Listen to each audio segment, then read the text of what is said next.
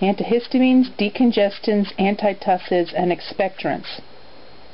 The common cold is usually caused by a viral infection. Inflammation causes increased mucus production.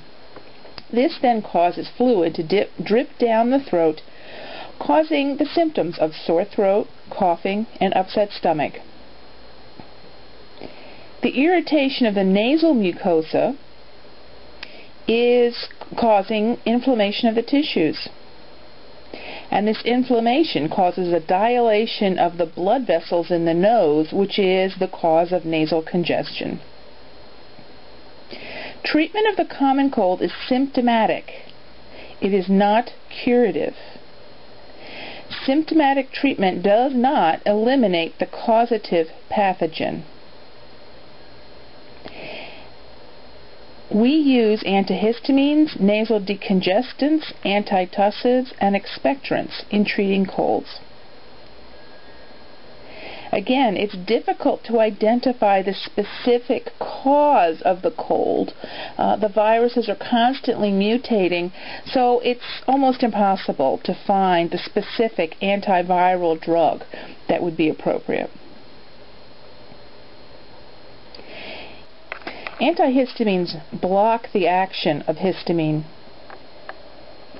but they're more effective in preventing the actions of histamine rather than reversing them.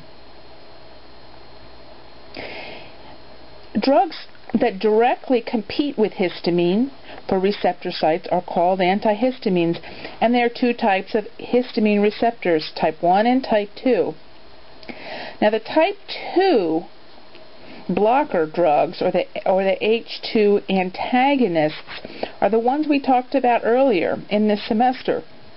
They're used to reduce gastric acid and treat peptic ulcer disease. And they're drugs such as cimetidine, ranitidine, famotidine, and nizatidine. Typically, when we say antihistamine, we're talking about the H1 antagonists. Now, antihistamines have several properties. They have antihistamine effects, which are decreasing congestion, secretions, and itching. They have anticholinergic effects, which means it helps to get rid of the running nose, the tearing, and the itching eyes. And H1s also have sedative effects. They cause drowsiness. Why do we use antihistamines? Nasal allergies, environmental allergies, allergic reactions, motion sickness, Parkinson's disease, sleep disorders. We also can use it to treat the common cold, and we're treating the symptoms again, the sneezing, the running nose. All of these are just palliative treatment. They're not curative. And if you look at this list, you notice allergies is the big indication for these drugs. Allergies is what we primarily use antihistamines for. Adverse effects, well, some of them have to do with the anticholinergic or the drying effects, and in fact these are the ones that are most common as adverse effects to H1 antagonists. The dry mouth, difficulty urinating, constipation, and changes in vision. But we also have drowsiness associated with these drugs, and that can range from mild drowsiness to deep sleep. When we talk about the H1 antagonists, there are two types. First is the traditional, and second is the non-sedating or the peripherally acting. The traditional antihistamines are older. They work both peripherally and centrally, and they have some anticholinergic effect, making them more effective than the non-sedating group in some cases, because they've got that drying action going on. Examples are diphenhydramine and chlorpheniramine. The non-sedating and peripherally acting antihistamines, they work in the periphery, not on the nervous system. So we don't have the sedation going on. They also have a longer duration of action. And examples include Allegra, Claritin, and Zyrtec. For the nursing implications, I'm going to send you to your text. They're all there. Be aware of them. Decongestants. Nasal congestion is associated with excessive nasal secretions and inflamed and swollen nasal mucosa. And primarily it's caused by allergies, yes, but by upper respiratory infections, the common cold. Decongestants come in 3 types.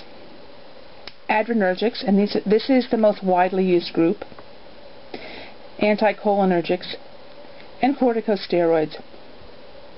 And these steroids are delivered topically. That means intranasally. These are the nasal sprays. Now they come in 2 forms. They come orally, or as I said, they come as the nasal sprays. That's a topical form that's sprayed into the nose. Oral decongestants. These have a prolonged effect. They work for a longer period of time, but they have a delayed onset. It takes them longer to start to work than the nasal spray. And in fact, they have a less potent effect than the nasal spray, but they don't have rebound congestion. Rebound congestion is associated with a nasal spray. That means when it wears off, all the congestion comes back, and in fact at times it's even worse than it was in the first place. Oral decongestants are exclusively the adrenergics. The other 2 types do not come in the oral form. And an example of this one is Sudafed. Topical, the nasal sprays, they have a prompt onset. They're very strong, but they're associated with the rebound congestion. Topically, we have the adrenergics, that's neosynephrine, and we also have steroids. The mechanism of action.